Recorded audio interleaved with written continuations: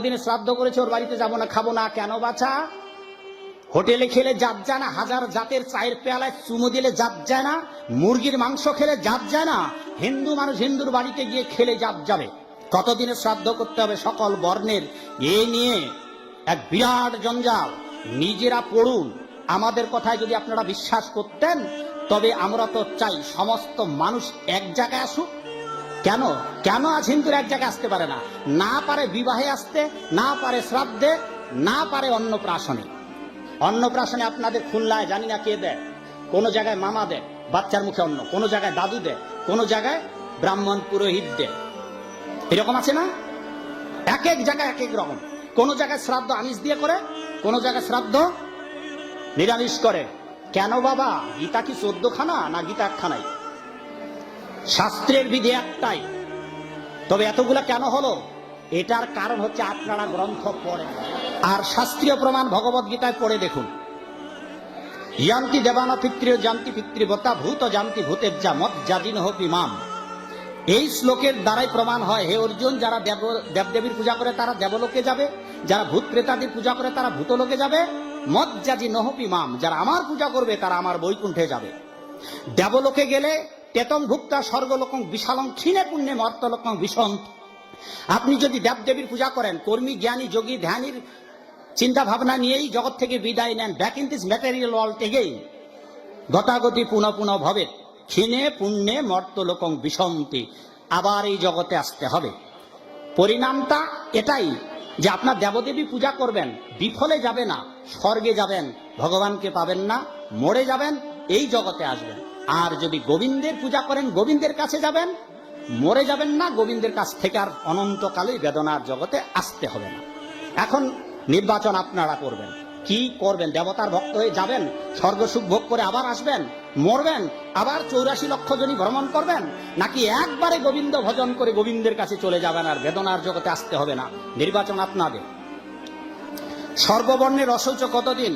আপনারা দয়া করে, আমি 35 বছর ধরে এই বইটা আমি বড় দুঃখ পেয়ে লিখেছিলাম। যখন আমি নাসিরনগরে, ব্রাহ্মণবাড়িয়া নাসিরনগর, ব্রাহ্মণবাড়িয়া না নরসিংদীর নাসিরনগরে 52টা গ্রামের মীমাংসা করতে গিয়েছিলাম। এই শ্রাদ্ধ নিয়ে এর বাড়িতে যাবে না, ওর বাড়িতে খাবে না। কয়েকটা বাবা মা আমার কাছে কেঁদেছিলেন, যারা জামাইয়ের বাড়িতে যেতে পারছে না এই আমাদের ঘুণে ধরা সমাজের জন্য। এতদিনে শ্রাদ্ধ করেছে, ওর বাড়িতে যাবো না, খাবো না। কেন বাছা? হোটেলে খেলে জাত যায় না, হাজার জাতের চায়ের পেয়ালায় চুমো দিলে জাত যায় না, মুরগির মাংস খেলে জাত যায় না, হিন্দু মানুষ হিন্দুর বাড়িতে গিয়ে খেলে জাত যাবে। কতদিনে শ্রাদ্ধ করতে হবে সকল বর্ণের, এ নিয়ে এক বিরাট জঞ্জাল। নিজেরা পড়ুন। আমাদের কথায় যদি আপনারা বিশ্বাস করতেন, তবে আমরা তো চাই সমস্ত মানুষ এক জায়গায় আসুক। কেন কেন আজ হিন্দুরা এক জায়গায় আসতে পারে না? না পারে বিবাহে আসতে, না পারে শ্রাদ্ধে, না পারে অন্নপ্রাশনে। অন্নপ্রাশনে আপনাদের খুলনায় জানি না কে দেয়, কোন জায়গায় মামা দেয় বাচ্চার মুখে অন্ন, কোন জায়গায় দাদু দেয়, কোন জায়গায় ব্রাহ্মণ পুরোহিত দেয়। এরকম আছে না? এক এক জায়গায় এক এক রকম। কোন জায়গায় শ্রাদ্ধ আমিষ দিয়ে করে, কোন জায়গায় শ্রাদ্ধ নিরামিষ করে। কেন বাবা? গীতা কি 14 খানা না গীতা একখানাই? শাস্ত্রের বিধি একটাই, তবে এতগুলা কেন হলো? এটার কারণ হচ্ছে আপনারা গ্রন্থ পড়েন না, অন্যের শোনা কথায় কথা বলেন। আপনারা নিজেরা পড়েন না, সেই জন্য আপনারা নিজেরা পড়ে সিদ্ধান্ত নিন। এখানে নোট দেওয়া আছে, সেই জন্য আগে প্রথমেই বলেছি, শ্রাদ্ধ নিয়ে আমি জানি গোলমাল আছে আপনাদের মাঝে, তাই গোলমাল না করে একটা মিনতি করি বিদায়কালে। 3টা জায়গা আপনারা আমিষ বন্ধ করুন তো। 1, ছেলেমেয়েদের অন্নপ্রাশনে। 2, শুভ পবিত্র বিবাহে, ছেলেমেয়েদের বিবাহে মাছ মাংস করবেন না। 3, বাবা মার শ্রাদ্ধে। সারা জীবন তো খাচ্ছেন বাবা, কেন কেন ওই দুটো জায়গায় আপনাদের শ্রাদ্ধে আর ছেলেমেয়ের বিবাহে? কেন বাবা? কেন কেন মাছ মাংস করতে হবে? আপনি আপনার ছেলের বিবাহ দিচ্ছেন, অন্য নিরীহ পিতা মাতার সন্তানকে এনে, ছাগলের মা বাবা নেই? আপনার তো 5টা সন্তান আছে, বাবা চক্রবর্তী। কয় ভাই তোমরা? 3 ভাই, একটা বিয়ে হয় নাই।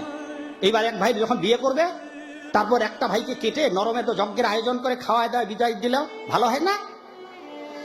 চক্রবর্তী বাবা ছেলে বিয়ে দেবেন, আর বাজার থেকে একটা ছাগল নিয়ে আসবে। ছাগলের মা বাবা নাই?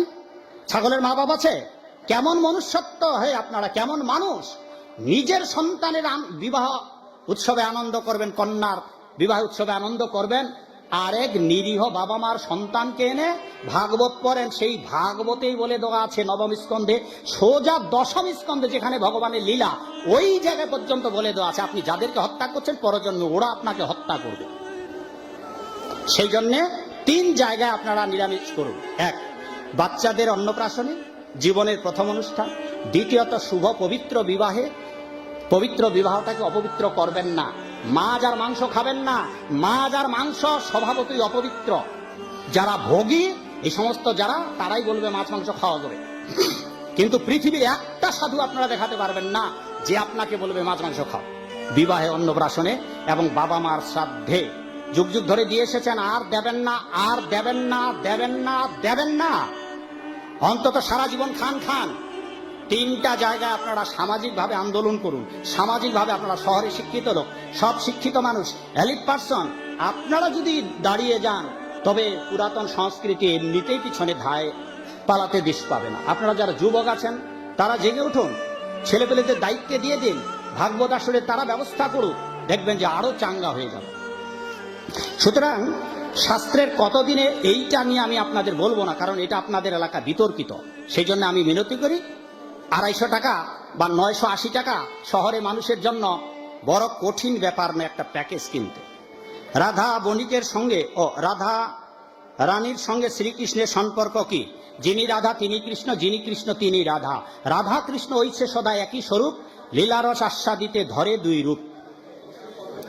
যিনি রাধা তিনি কৃষ্ণ, যিনি কৃষ্ণ তিনি রাধা। অনেকে বলেন রাধা প্রেমিকা আর কৃষ্ণ প্রেমিক। এইটা যারা মূর্খ, যারা জানে না তাদের কাছে, তারা নাগরিক কিন্তু তত্ত্বগতভাবে একই বস্তু। যখন কৃষ্ণের আনন্দ করার ইচ্ছা জাগে তখন তিনি রাধা হন, কারণ আদিকালে বেদেতে বলা আছে, বেদেতে আছে একমেবা বহুস্বাদ, তিনি একা ছিলেন। একো নৈব একো রম্যতে নৈব। শুনুন, কথাগুলো খুব তাড়াতাড়ি বলে দিচ্ছি। একা একা আনন্দ করা যায় না। অনাদিকালে একাই গোবিন্দ ছিলেন, একা আনন্দ করা যায় না। আপনারা সবাই যদি প্রসাদ পেতে যান, আমি এখানে একাই বলতে পারবো বাবা? বলতে পারবো না। এইবার যেহেতু ভগবান অনাদিকালে একা ছিলেন, তার আনন্দের জন্য নিজে বেদে, ঋগ বেদে বলা হলো, ঋগ বেদেতে বলা হলো দেধাপতয়ে। ভগবান শ্রী গোবিন্দ এবার 2 জন হলেন, তিনি নিজে রাধারানী হলেন। সুতরাং রাধা অন্য কেউ নাই, যিনি রাধা তিনি কৃষ্ণ, যিনি কৃষ্ণ তিনি রাধা। শুধু লীলারস আস্বাদিতে ধরে 2 রূপ। এখন বাবা আর এইগুলো এত বিস্তারিত বর্ণনা করা যাবে না। গৃহস্থ বৈষ্ণবের কি দেবতা পূজার প্রয়োজন আছে? গাছের কেউ কোনো মালি যদি গাছ লাগায়, কোথায় জল দেবে? গোড়ায়। তাইলে আর ডালপালা জল দেওয়ার দরকার আছে? কৃষ্ণ ভক্ত যারা, তারা দেবদেবী পূজা অমান্য করেন না, কারণ চৈতন্য মহাপ্রভু মান্যতা দিয়েছেন, আমরা মান্যতা দেই। অনেক মন্দিরে আমাদের শর্ত আছে, ফলে সেই মন্দিরে গোবিন্দকে ভোগ দিয়ে ভোলানাথকে দেওয়া হয় ওই প্রসাদ, তারপর ওই ভোলানাথের প্রসাদ সবাই খায়। আপনারা যাবেন ঢাকায় আমাদের কেন্দ্রে স্বামীবাগ মন্দিরে, সেখানে দেখবেন রাধা গোবিন্দের পূজা করে ঘটা করে কীর্তন সমভিক বাহারে জগন্নাথের প্রসাদ নিয়ে যাওয়া হয় ভোলানাথের কাছে। সেখানে মা আছেন, বাবা আছেন, ভোলানাথ আর ভোলানাথী মানে শিব শিবানী, তাদেরকে দেওয়া হয়। অনেকে বলেন ইস্কনের সাধুরা দেবদেবীর পূজা প্রসাদ খায় না। প্রসাদ খাবো যদি ব্রাহ্মণটা খাঁটি হয়, গোবিন্দকে নিবেদন করে প্রসাদ দেওয়া হয়, তবে আমরাই তো দেবদেবীর প্রসাদ খাবো। বরং আপনাদের খাওয়ার অধিকার নেই, কারণ আপনারা জিহব্বাটা দিয়ে মাছ মাংস খাসি পাটা খান, আবার ওই জিহব্বায় আপনারা আবার প্রসাদও খান। বরং আমাদের অধিকার বেশি আছে প্রসাদে। তা সেই জন্য মহাপ্রভু বলছেন বিষয়ীদের বঞ্চনা করে সাধুদের এই ভোগের ব্যবস্থা করো। এইটা আমরা বলি না, কারণ আপনারা অনেকটাই রাগ করবেন, ওই এইরকম কথা আছে গোপনে আবার। না না না, সেই জন্য মহাপ্রভু শ্রীবাজঙ্গনী কি করলেন? আগে দরজা বন্ধ ছিল, পরে দরজা খুলে দিলেন যে এবার সবাইকে প্রসাদ দিয়ে দাও। কলিযুগের মানুষ অধপতিত, সুতরাং এদের প্রসাদ খেয়ে কিছুটা ভক্তি হোক। সনাতন ধর্মে কি পশু বলির কথা আছে? উত্তর না। সনাতন ধর্মে পশু বলি আছে, বেদেতে পশু বলি আছে, কিন্তু কলিযুগে বলি নিষিদ্ধ। দয়া করে যদি কেউ মা কালীকে পাঠা বলি দেন, আপনারা আগামী দিনগুলা থেকে মা কালী দুর্গাকে পাঠা বলি দেওয়া বন্ধ করুন, নয়তো ওই পাঠা ছাগল উপযুক্ত দেহপ্রাপ্ত হবে, আর আপনি পাঠা ছাগল হবেন, আপনাকে সেও বলি দেবে। এটা কোথায় আছে? ভাগবত পড়ে দেখবেন, ভাগবতে আছে। প্রত্যেক ক্রিয়া এবং সমান বিপরীত প্রতিক্রিয়া আছে, এটা যেমন নিউটনের থার্ড ল, ভাগবতের এইরকম ল আছে। আপনি যাকে যাকে কাটবেন, যতগুলাকে কাটবেন, পর জনম জনম ভরে ততগুলা প্রাণী আপনাকে কাটবে, অন্য কোথাও যেতে হবে না, খালি ভাগবতেই পড়বেন।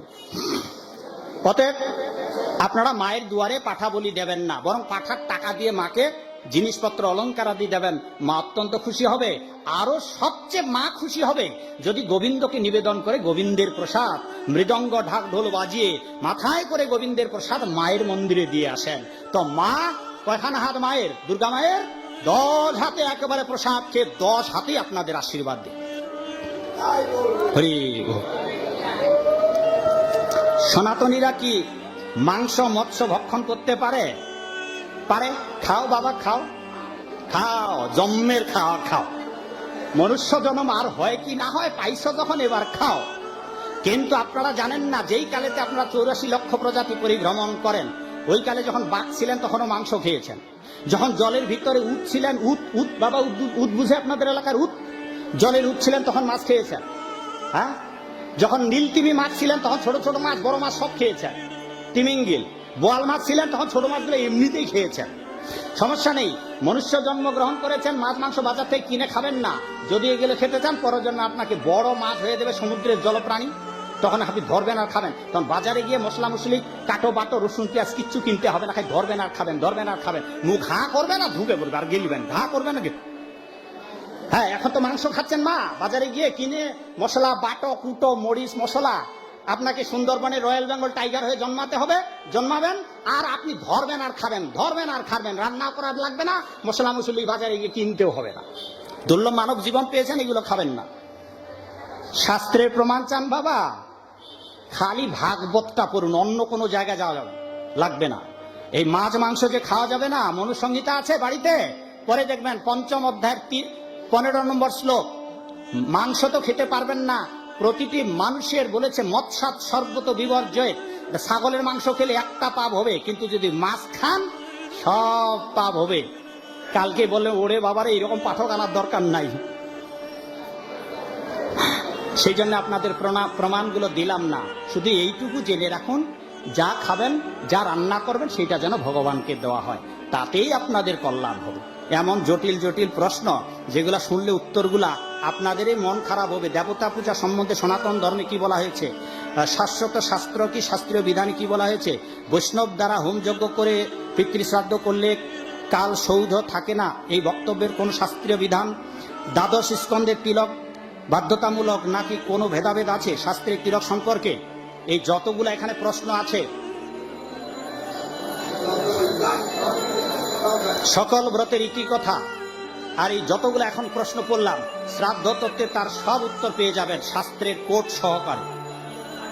দ্বাদশ অঙ্গে তিলক দেওয়ার বিধি সর্বজনীন, তবে ব্রাহ্মণ ক্ষত্রিয় কারো 6টা, কারো 10টা, কারো 12টা এরকম আছে। কিন্তু যদি আপনি বিষ্ণু মন্ত্রে দীক্ষিত হন, আর এই জগতের অধিকাংশ মানুষ সবাই বিষ্ণু মন্ত্রে দীক্ষিত, অতএব আপনাকে দ্বাদশ অঙ্গেই দিতে হবে। আপনি ব্রাহ্মণ হন আর চণ্ডাল হন, চামার হন আর মুচি হন।